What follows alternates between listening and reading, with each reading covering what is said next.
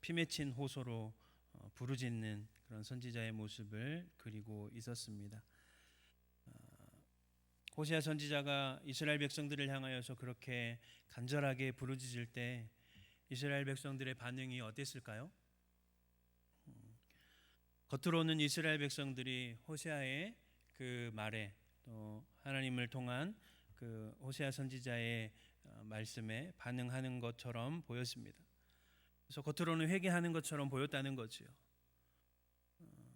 회개하고 하나님께 돌이키면 하나님께서 이스라엘 백성들을 향한 그 진노와 심판을 거두실 것이라고 생각했고 또 그렇게 믿었기 때문이지요. 그러나 오늘 본문에 보면 이스라엘 백성들의 그 회개가 뭔가 잘못됐다는 것을 우리가 알 수가 있지요. 여전히 하나님의 심판의 메시지가 계속되고 있기 때문입니다. 왜 그랬을까요? 이스라엘 백성들이 사람은 속일 수 있을지 몰라도 하나님은 속일 수가 없었던 것이죠.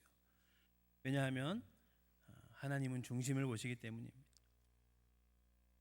이미 속은 다 썩어 있는데 겉에만 멀쩡하다고 회개하는 것처럼 보이고 겉에만 멀쩡하다고 해서 온전한 것이 아니었다는 것입니다.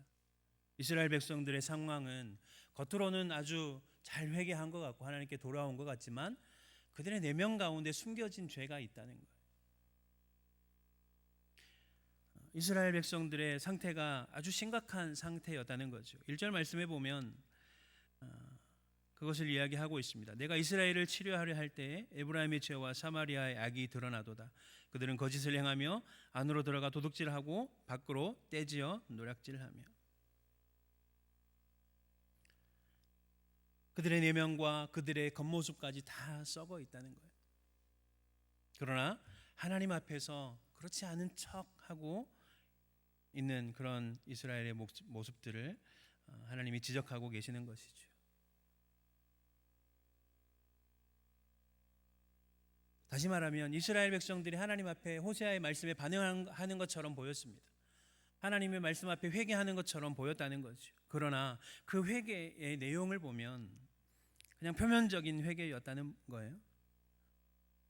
그들의 심령 속에서 자신의 죄악된 모습을 바라보면서 하나님 앞에서 가슴을 치는 그런 회개가 아니었다는 거예요. 이스라엘이 착각한 것은 무엇이었습니까? 그들이 아무리 그들의 죄악을 숨기고 회개하는 척 하려고 했어도 하나님께서 그들의 심령을 꿰뚫어 보셨다는 거예요. 그래서 2절 말씀에 보면 뭐라고 이야기하고 있습니까? 내가 모든 악을 기억하였음을 그들이 마음에 생각하지 아니하였거니와 이제 그들의 행위가 그들을 애워싸고 내 얼굴 앞에 있도다. 하나님께서 여전히 이스라엘 백성들의 죄를 기억하고 계신다는 거예요. 그들의 행위뿐만 아니라 그들의 심령과 그들의 생각까지도 감찰하고 계신다는 사실을 이스라엘 백성들은 알지 못했어요. 그래서 우리가 겉으로 하나님 앞에 회개하는 척하면 하나님이 우리를 용서하시고 돌이키실 것이라고 생각하는 거죠. 성경이 말하고 있는 하나님의 용서는 어떤 것이냐면 우리가 하나님 앞에 진심을 다해서 회개하면 하나님은 우리의 죄를 기억조차도 않으신다고 말씀하고 있어요. 모르는 척 해주시는 게 아니라 우리가 하나님 앞에 회개하기만 하면 하나님은 우리의 죄를 기억조차도 하지 않는다고 말씀하고 있는데 오늘 2절 말씀에서 하나님이 뭐라고 말씀하고 있습니까? 내가 모든 악을 기억하였다라고 이야기하고 있어요. 그 말은 무엇을 이야기하는 것입니까? 이스라엘 백성들의 회개가 온전하지 못했다는 거예요.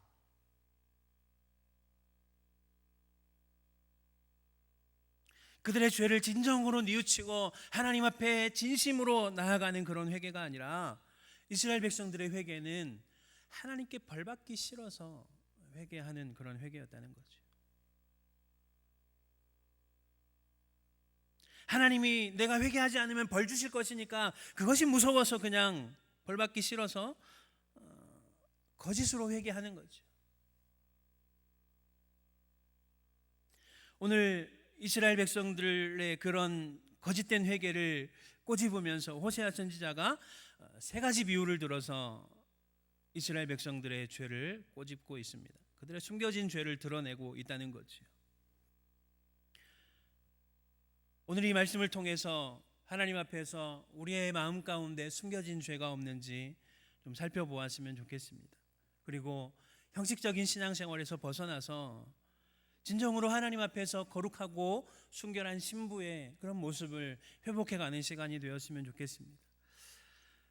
호세아 선지자는 첫 번째로 4절 말씀에 보면 뭐라고 이야기하고 있습니까? 그들은 다 간음하는 자라 거자 만드는 자에 의해 달궈진 화덕과 같도다. 그가 반죽을 뭉침으로 발효되기까지만 불 일으키기를 그칠 뿐이니라. 이스라엘 백성들을 과자 만드는 자에 의해 달궈진 화덕에 비유하고 있습니다. 화덕은 무엇입니까? 과자를 굽기 위해서 만들어진 쇠 속 같은 거죠. 뜨거워질 대로 뜨거워진 그런 화덕과 같다는 거예요. 요즘이야 우리가 요리를 할 때 불을 계속해서 켜놓지 않죠. 그러나 예전에 보면 불을 껐다가 다시 켜기가 쉽지 않기 때문에 불을 완전히 꺼뜨리는 것이 아니라 불을 좀 약하게 지속을 시켜 놓는 거죠. 불씨를 남겨 놓는 거죠. 그래서 요리를 하거나 빵을 구울 때는 다시 불을 잔뜩 지펴서 빵을 구우는 거예요. 빵 만드는 자의 화덕이 불이 꺼지지 않고 지속되었던 것처럼 이스라엘 백성들의 그 정욕이 뭐라고 이야기하고 있는 거예요? 완전히 꺼지지 않았다는 거예요. 잠시 잠잠해 보이는 것 같지만 그렇다고 불이 꺼진 것은 아니었다는 것입니다. 이스라엘 백성들의 불이 꺼지지 않았다는 것은 무엇을 이야기하고 있습니까? 4절 앞에 부분에 뭐라고 이야기하냐면 그들은 다 간음하는 자니라. 여기서 하나님 앞에 간음했다는 거 뭘 의미하는 거예요? 육체적으로 간음을 했다는 그런 표현만을 말하고 있는 것이 아니라 하나님과 우상 사이에서 하나님을 섬긴다고 하면서도 우상을 섬기고 하나님과 우상 사이에서 저울질을 하고 있는 그들의 모습을 표현하고 있는 것입니다. 왜 이스라엘 백성들이 하나님과 우상 사이에서 자꾸만 저울질을 했을까요? 어떤 때는 하나님을 섬기는 것 같다가도 어떤 때는 바알을 섬기는 것 같다가도 어떤 때는 아세라를 섬기는 것 같다가도 왜 이스라엘 백성들이 끊임없이 그렇게 하나님과 우상 사이를 저울질하면서 왔다 갔다 했을까요? 왜냐하면 그들의 목적은 하나님 자체에 있지 않았기 때문에 그렇습니다. 이스라엘 백성들의 목적은 어디에 있었냐면 자기 자신의 욕망에 있었던 거예요.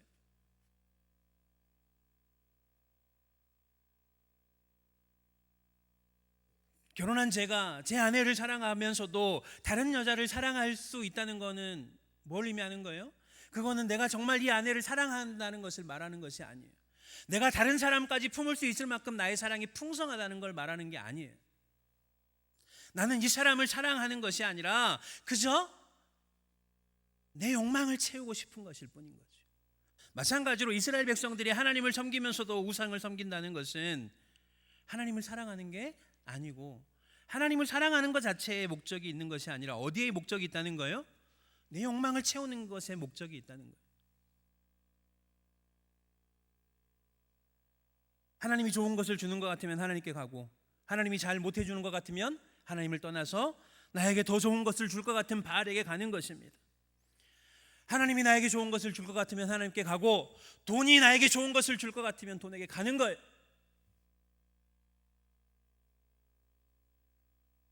이것은 하나님을 섬기는 것이 아니라 하나님을 나의 욕망을 채워줄 하나의 도구로 보는 것에 불과한 것입니다.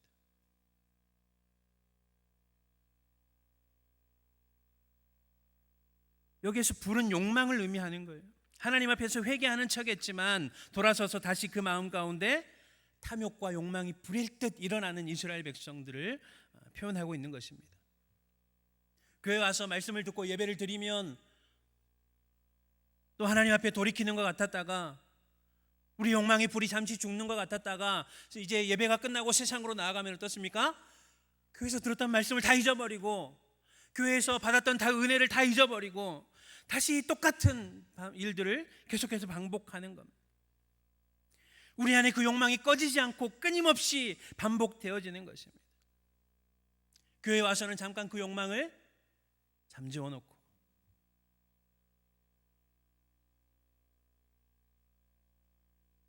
욕망의 무서운 점이 어디에 있습니까? 욕심의 무서운 점이 어디에 있습니까? 사람이 욕심 없이 살 수 없잖아요. 욕망 없이 살 수 없잖아요. 하나님이 우리에게 주신 좋은 감정입니다. 그러나 그것이 왜 무서운 것인가요? 그것이 채워지지 않기 때문에 그렇습니다. 욕망의 무서운 점은 결코 만족을 모른다는 점에 있는 것이죠. 그래서 끊임없이 탐욕을 추구했던 그 이스라엘 백성들의 결과는 어떻습니까? 5절부터 7절까지가 그것을 이야기하고 있는데, 우리의 왕의 날의 지도자들은 술의 뜨거움으로 병이 나며 왕은 오만한 자들과 더불어 악수하는도다. 그들이 가까이 올 때에 그들의 마음은 강교하여 화덕 같으니 그들의 분노는 밤새도록 자고 아침에 피우는 불꽃 같도다. 그들이 다 화덕같이 뜨거워져서 그 재판장들을 삼키며 그들의 왕들을 다 엎드러지게 하며 그들 중에는 내게 부르짖는 자가 하나도 없도다.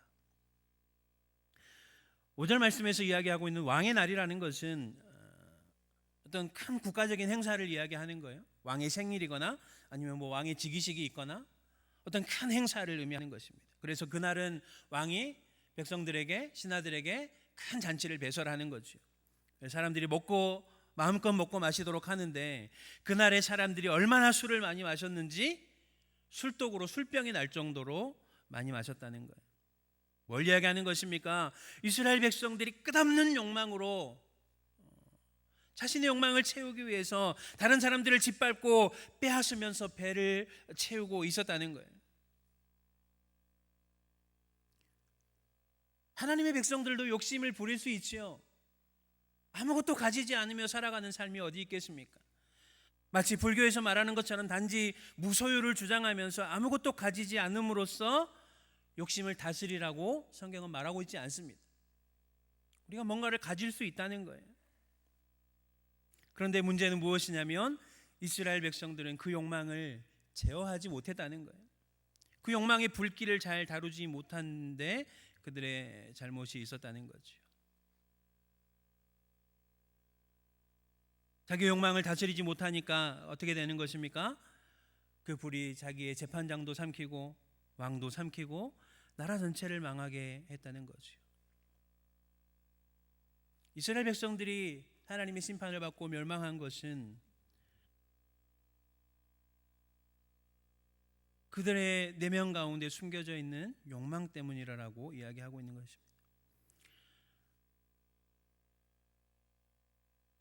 우리가 무언가를 추구할 수 있고 무언가를 구할 수 있지만 그것에 사로잡혀서는 안 되는데, 우리는 왜 욕망에 사로잡히게 되는 것일까요? 그리스도인들이 욕망에 사로잡히는 이유는 첫 번째는 무엇이냐면 하나님을 두려워하지 않기 때문입니다. 하나님을 두려워하는 마음이 없기 때문에 그래요.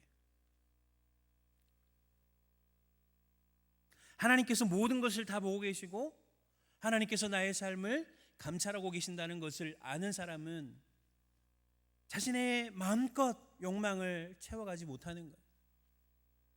하나님을 두려워하지 않는 사람은 어떻습니까? 자신의 욕망을 채우기 위해서 다른 사람을 짓밟고 다른 사람의 것을 빼앗으면서 자신의 욕망을 채워가는 거예요. 그러나 오늘 본문이 우리에게 이야기하고 있는 것은 무엇입니까? 그렇게 자기 마음껏 자기의 욕망을 키워가다 보면 결국 그 욕망이 그를 잡아먹어 버린다고 말씀하고 있는 거죠. 중국에 공자가 살았던 마을이 있습니다. 지금도 그 마을에 공자의 후손들이 살고 있는데, 그 마을의 입구에 가면 개탐도라는 그림이 있습니다. 개탐도, 탐심을 경계하라라는 의미를 가진 그림이 있어요. 상상 속에 동물이 있는데 그 동물이 세상의 모든 것을 다 집어삼킵니다. 그 동물의 이름은 탐이라는 동물이에요. 그래서 자신의 욕심을 채우기 위해서, 자신의 허기를 채우기 위해서 세상의 모든 것을 다 삼켜버립니다. 그럼에도 불구하고 허기가 채워지지 않는 거예요. 그래서 결국은 태양마저도 다 삼켜버립니다. 세상이 깜깜해졌어요. 이제 더 이상 먹을 것이 없는데, 그래서 제자리를 빙빙 돌다가 뭐가 보였을까요? 자신의 꼬리가 보이는 거예요. 그리고 그 꼬리를 집어삼키기 시작했습니다. 결국은 자기 자신을 다 먹어버렸다는 거예요. 욕망이라는 것은 그런 것입니다. 끊임없이 욕망을 탐하다 보면 결국은 자기 자신을 먹어버리는 거죠. 하나님의 백성이 욕망에 사로잡히는 두 번째 이유는 무엇입니까? 하나님이 주신 것에 만족하지 못하기 때문에 그렇습니다. 이스라엘 백성들이 하나님이 주신 것에 너무 작아 보였던 거지요.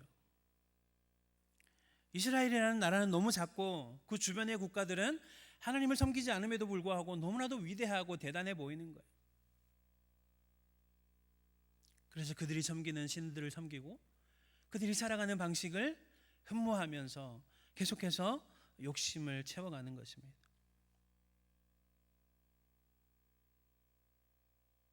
그러나 하나님께서 오늘 하나님의 백성들을 택하셔서 이 땅에서 살아가게 하시는 이유가 무엇입니까?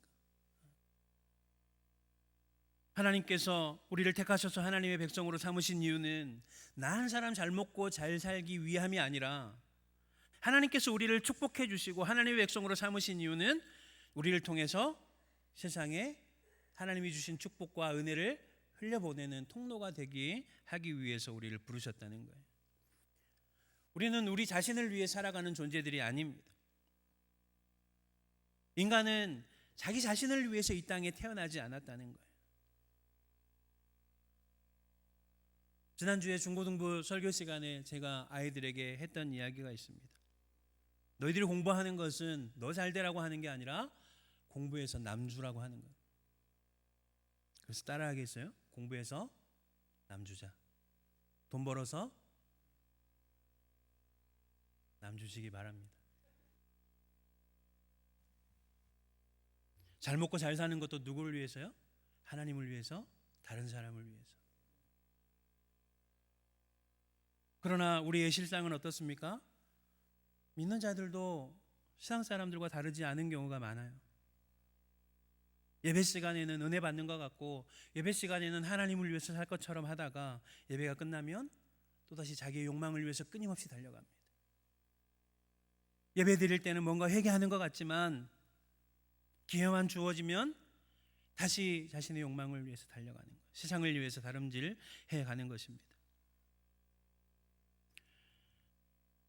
하나님은 이스라엘 백성들의 그 욕망을 다스리라고 말씀하고 있는데 그렇다고 한다면 우리가 그 욕망을 어떻게 다스릴 수 있을까요? 이열치열이라는 말이 있죠. 무슨 이야기입니까? 열은 열로서 다스린다.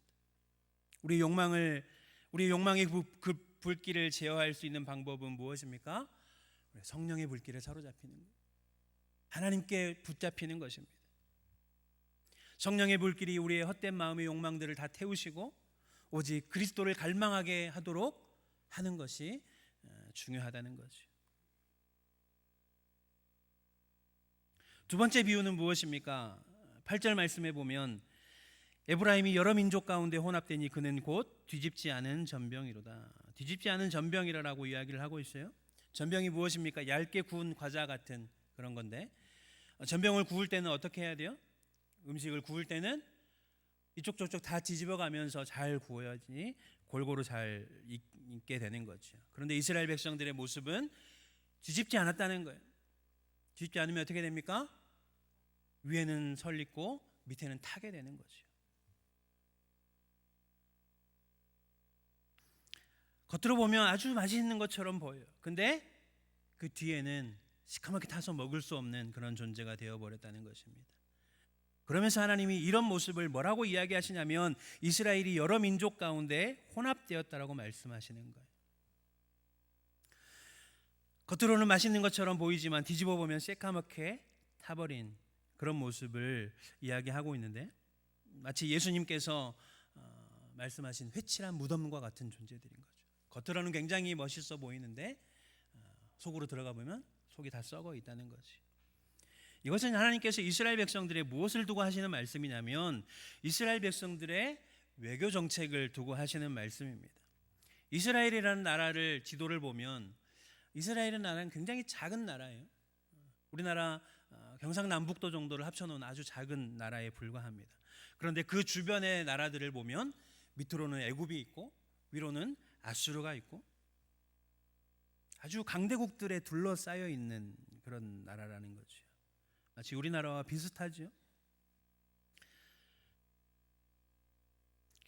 그런 국제 정세 가운데서 이스라엘이라는 그 작은 나라가 지금까지 생존해 있을 수 있던 이유는 이스라엘이 하나님께서 선택하셨기 때문이에요.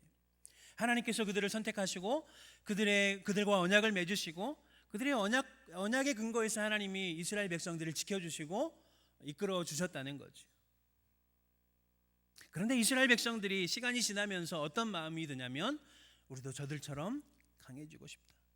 우리도 무기를 가지고 좀 군사력을 강화시켜서 하나님을 의지하지 않아도 우리의 힘으로 좀 서보고 싶다라는 그런 마음을 갖기 시작했습니다. 왜냐하면 하나님만 의지하기에는 너무 불안한 거예요. 그래서 자꾸만 동맹을 맺기 시작합니다. 물론 그런 것들이 100% 나쁘다고는 말할 수 없지만 문제는 무엇이냐면 그런 동맹들을 통해서 이방 민족들이 자꾸 뭘 하냐면 이스라엘 백성들에게 무리한 요구를 하기 시작하는 거예요. 너무 많은 조공을 요구하기 시작하는 것입니다. 그래서 다른 나라에 조공을 대기 시작하면서 너무 이제 버겁기 시작하는 거죠. 당시의 상황을 보면 북쪽으로는 아수르라는 강대국이 있고 밑으로는 이집트라는 강대국이 있으니까 처음에는 이집트를 견제하기 위해서 이스라엘 백성들이 누구에게 가냐면 아수르에게 갑니다. 그래서 아수르에게 막 조공을 바치면서 애굽을 견제하는 거예요. 그런데 몇 년 뒤에 아수르에게 또 조공을 바치는 것을 중단하고 또다시 애굽에 빌붙는 그런 이상한 외교를 하고 있는 겁니다. 이렇게 함으로써 겉으로는 이스라엘 백성들의 나라가 유지되고 있는 것처럼 보였지요.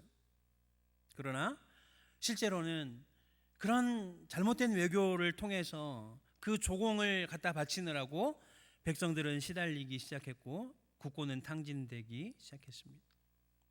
그래서 9절 말씀에 뭐라고 이야기하고 있냐면 이방인들이 그의 힘을 삼켰으나 알지 못하고 백발이 무성할지라도 알지 못하는도다. 이스라엘 백성들을 지금까지 지탱해 왔던 것은 하나님의 도우심이었고 하나님의 능력이었음에도 불구하고 이스라엘 백성들은 그것이 아니라 우리가 외교적인 관계를 통해서 자신들을 보호하고자 했다는 거죠. 계속 그렇게 하다 보니까 어떻게 됐다는 거예요? 그들의 힘은 다 빠지고 백발이 무성한 지경이 되었다는 거죠. 그럼에도 불구하고 이스라엘 백성들은 그것을 알지 못하고 있다라고 말하고 있습니다. 물론 강대국 사이에서 어떤 외교적인 노력은 필요하지요. 그러나 이스라엘은 모든 역사를 주관하시는 하나님께 의지해서 그 외교를 이끌어가는 것이 아니라 마치 외교적인 노력만 다 하면 모든 문제가 다 해결될 것처럼 생각했다는 거죠. 하나님은 필요 없고 하나님은 우리에게 도움이 안 되니까 아수르를 의지하고 애굽을 의지하는 것이 우리에게 도움이 될 거라고 생각하는 것입니다.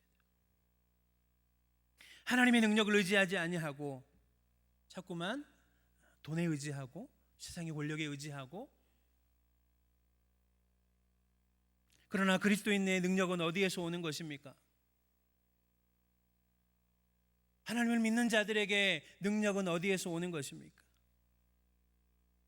우리 눈에 보이는 어떠한 것이 아니라 비록 보이지 아니하시지만 우리의 삶을 주관하시고 우리의 생명을 붙들고 계시는 하나님께로부터 우리의 능력이 온다는 사실을 믿어야 한다는 것입니다.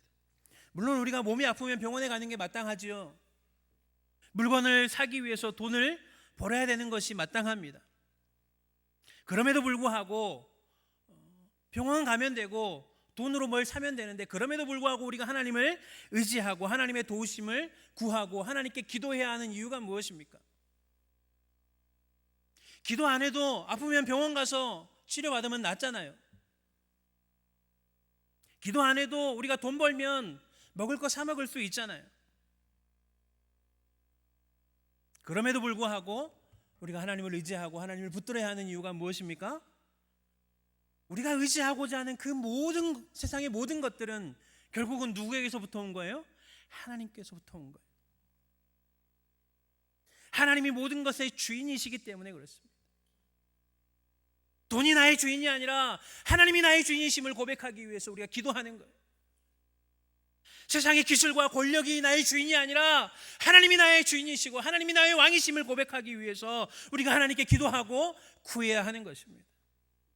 모든 것이 하나님께로부터 왔고 우리의 모든 것이 하나님의 주권적인 손길 아래 있기 때문에 그러는 것이죠. 그러므로 우리는 모든 상황 가운데서 늘 하나님을 의지하고 하나님을 구하고 하나님을 붙들고 살아가야 하는 것입니다.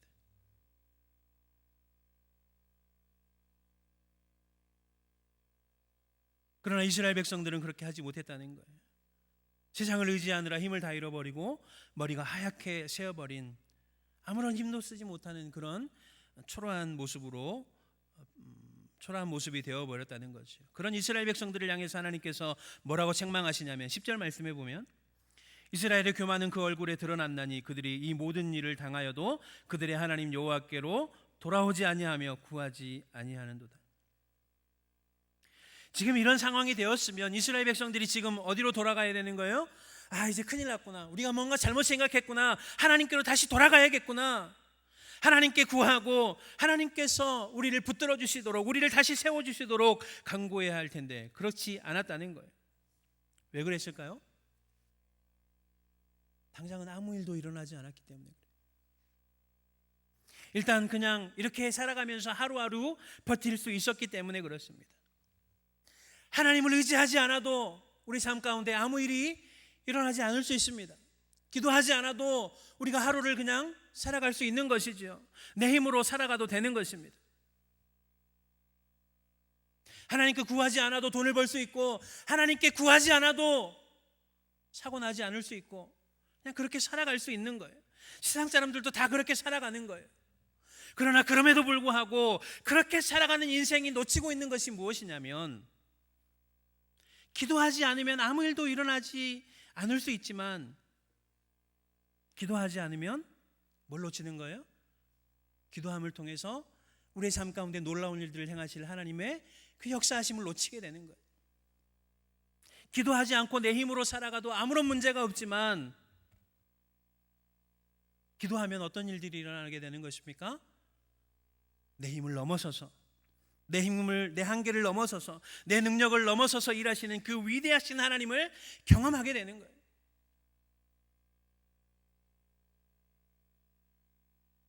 이스라엘 백성들은 기도하지 않아도 하나님을 붙들지 않아도 아무 일도 일어나지 않았기 때문에 그냥 대충 회개하는 척하고 살아갔습니다. 정말 아무 일도 일어나지 않았어요. 그러나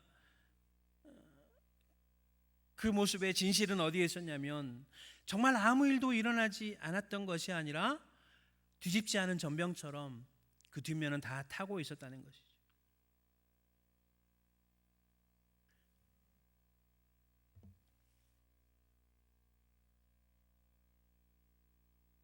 그래서 10절 말씀에 보면 10절 하반절에 보면 그들의 하나님 여호와께로 돌아오지 아니하였다라고 이야기하고 있는데 여호와께 돌아와야 되는데 돌아오지 않았다는 거예요.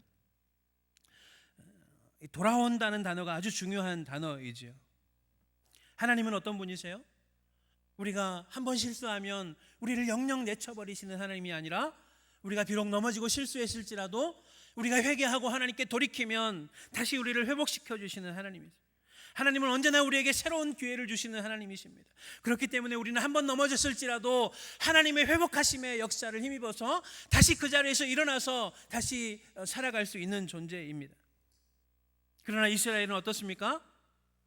11절 말씀에 보면 에브라임은 어리석은 비둘기같이 지혜가 없어서 애굽을 향하여 부르짖으며 아수르로 가는도다. 원래 비둘기는 성경에서 굉장히 똑똑하고 순결한 동물로 그려지지요.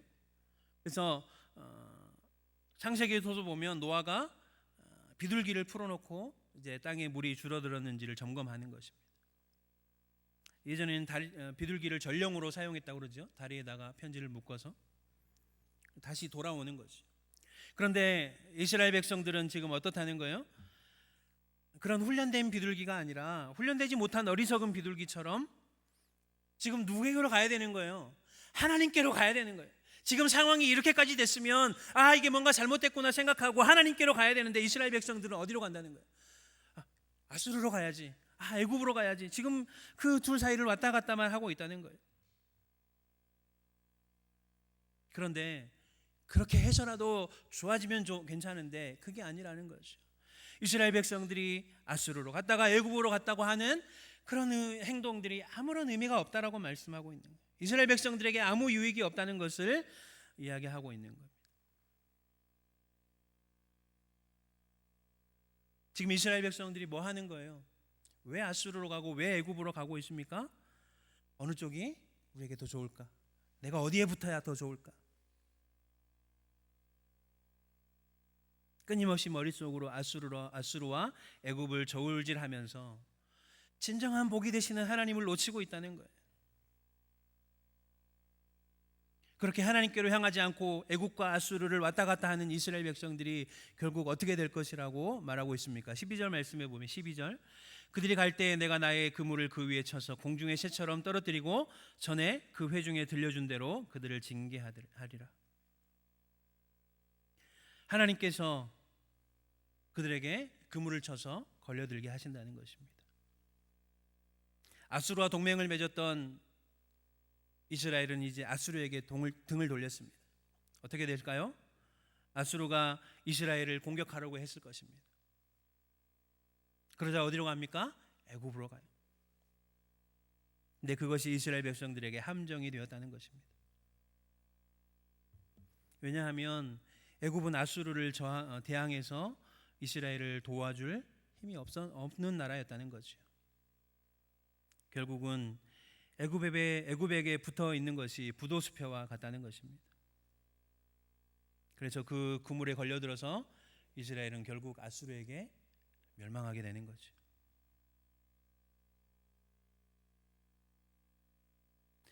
하나님을 의지해야 할 사람이, 하나님을 붙들어야 할 사람이 하나님을 의지하지 않고 다른 것을 의지하기 시작할 때 어떤 결과가 우리에게 일어나는지를 잘 보여주고 있습니다. 하나님을 의지하지 않으면 자꾸만 돈을 의지하고 세상을 의지하고 세상의 권력들을 의지하다 보면 어떻게 된다는 거예요? 그것들이 진짜 우리를 보호해 주는 것이 아니라 마치 부도수표와 같이 우리에게 아무런 유익이 없고 결국 우리를 멸망하게 한다는 것입니다. 하나님 아닌 것을 의지하는 것은 모두 다 부도수표에 불과하다는 거예요. 물론 하나님께서 애굽을 통해서 이스라엘을 도우실 수도 있고 아수르를 통해서도 도우실 수도 있습니다. 그러나 이스라엘 백성들이 잘못했던 건 뭐예요? 하나님이 그들을 거기로 인도하시기 전에 이스라엘 백성들이 그쪽으로 가서는 안 되는 것이죠. 하나님을 의지하면 하나님께서 다른 사람들을 통해서 아마 이스라엘 백성들을 돕게 하셨을 것입니다. 그러나 이스라엘 백성들이 하나님이 아니라 다른 곳을 의지하고자 할 때 하나님께서 그들에게 그물을 치신다라고 말씀하고 있는 거예요.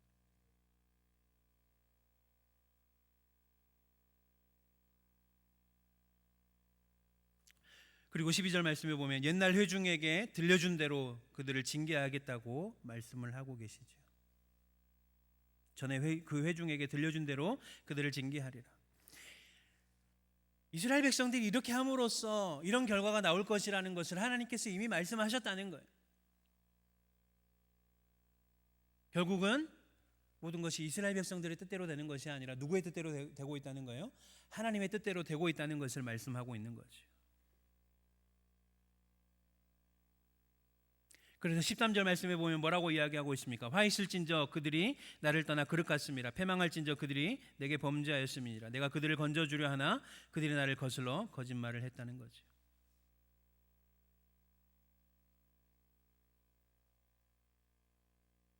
몸은 교회에 오지만 자꾸만 세상을 향하는 거예요.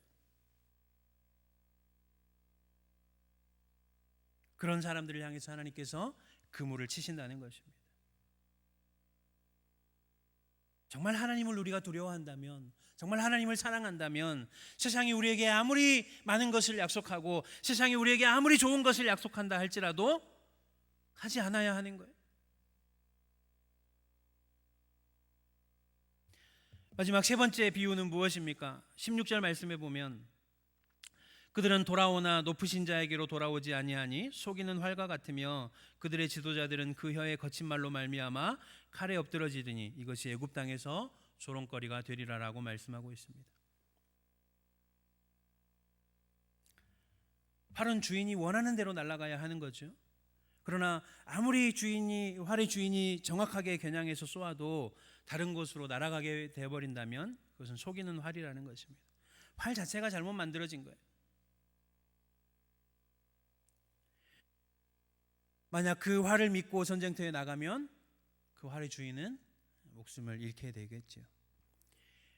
이스라엘이 회개하지 않은 것은 아니었습니다. 그들은 어려운 일이 닥치면 하나님 앞에 나아가서 회개했습니다. 그러나 그들의 회개는 진정으로 자신들의 죄를 하나님 앞에 내어놓고 통회하는 심령으로 부르짖는 회개가 아니었다는 거예요. 단지 어려우니까 하나님 앞에 그 어려운 상황들을 해결하기 위해서 그 어려움을 없애달라고 애걸하고 떼쓰는 것일 뿐이었지, 한 번도 진정으로 자신의 죄를 하나님 앞에 회개하거나 구하는 것이 아니었다는 거죠. 그래서 14절 말씀에 보면 성심으로 나를 부르지 아니하였으며 오직 침상에서 슬피 부르짖으며 곡식과 새 포도주로 말미암아 모이며 나를 거역하는도다. 이스라엘 백성들이 하나님 앞에 나아갔던 것은 뭔가 깨달아서 그러는 것이 아니라 곡식이 없고 포도주가 없었기 때문이었다는 거죠.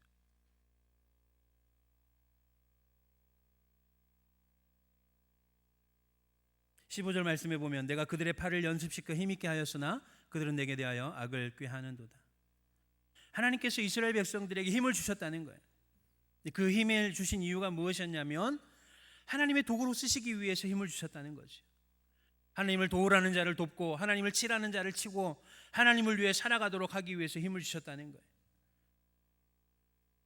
그러나 하나님이 주신 힘으로 그들은 악을 꾀하였습니다. 하나님이 우리에게 많은 축복들을 주셨어요. 하나님이 우리에게 많은 은혜들을 주셨습니다. 왜 그랬을까요? 하나님의 영광을 위해 살아가라고 주신 거예요. 하나님의 도구로 쓰임받게 하기 위해서 주신 것입니다. 나의 욕망을 위해 살아가는 삶이 아니라 하나님의 손에 붙들려 하나님에게 쓰임받는 도구가 되도록 우리에게 은혜를 주신 거예요. 우리 인생이 그렇게 살아갈 때 우리 삶의 능력이 나타나는 것입니다. 말씀의 결론을 맺죠. 이스라엘 백성들의 숨겨진 죄는 무엇이었습니까? 이스라엘 백성들이 하나님을 믿고 하나님을 찾는다고 하지만 그것은 진짜 하나님을 사랑하는 마음에서 나온 것이 아니라 그들의 마음 가운데 숨겨진 욕망에 의해서 하나님을 찾았다는 거예요. 하나님은 그들이 아무리 화려한 종교적인 겉모습을 하고 있다 할지라도 그들의 마음 가운데 있는 탐욕이라는 죄를 보고 계셨다는 것입니다. 오늘 우리의 신앙생활은 어떻습니까? 정말로 하나님을 사랑하는 마음으로 예배의 자리에 나와 계십니까? 예수 그리스도라는 그 이름을 묵상하며 눈물을 흘려본 지가 언제입니까? 성경을 읽으면서 하나님의 은혜에 감격해서 정말로 나의 그 마음을 다 표현할 수 없어서 울부짖었고 하나님 앞에 감사했던 그 때가 언제입니까? 찬송가의 가사처럼 구주를 생각만 해도 이렇게 좋거든. 주 얼굴 배울 때야 얼마나 좋으랴. 그렇게 사모하는 마음을 가지고 하나님 앞에 나와본 적이 언제 있냐는 거예요. 그런 마음은 사라져버리고 끊임없이 하나님 이것 좀 주세요, 하나님 저것 좀 주세요, 끊임없이 하나님 앞에 뭘 달라고만 하고 있는 우리의 신앙의 모습이라면 다시 한번 우리 안에 숨겨져 있는 그런 탐욕이라는 죄악들을 벗어버리고 정말로 하나님을 사랑하는 마음을 회복하자는 거예요. 하나님을 사랑하는 그 순수했던 마음들을 다시 한번 회복하며 하나님 앞에 나아가자는 거예요. 지금 이스라엘 백성들에게 하나님이 원하시는 것은 그런 모습이라는 것입니다. 하나님을 갈망하고 하나님을 의지하고 하나님을 바라봄으로 말미암아서 오늘 우리의 삶 가운데 하나님의 능력이 나타나고 하나님의 손에 붙들려서 귀하게 쓰임받는 그런 축복된 인생이 되기를 주의 이름으로 간절히 축복합니다. 기도하겠습니다.